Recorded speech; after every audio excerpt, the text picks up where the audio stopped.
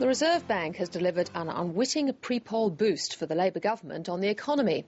Inflation is expected to stay under control ahead of a surge in economic growth next year.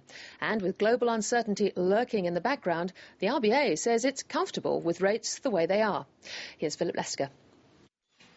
With the knife-edge election just 4 days away, the Reserve Bank governor has no desire to become a target. The preferred focus is that other target, the RBA's 2 to 3% inflation comfort zone. And this month's Reserve Bank board minutes reinforce the view that underlying inflation would be in the comfort zone well into next year, giving the RBA time to consider its next interest rate move. I think the best way to look at it at this stage is steady rates for this year, but be prepared for higher rates next year. The minutes stated the board decided to leave the cash rate unchanged at 4.5% for the time being, pending further information.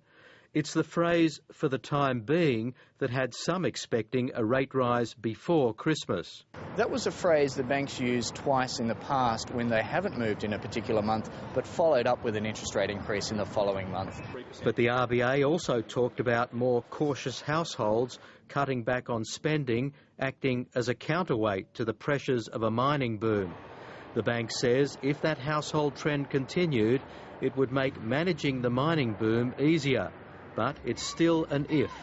At the moment, the Reserve Bank expects it to be resolved with above-trend growth and higher inflation later next year.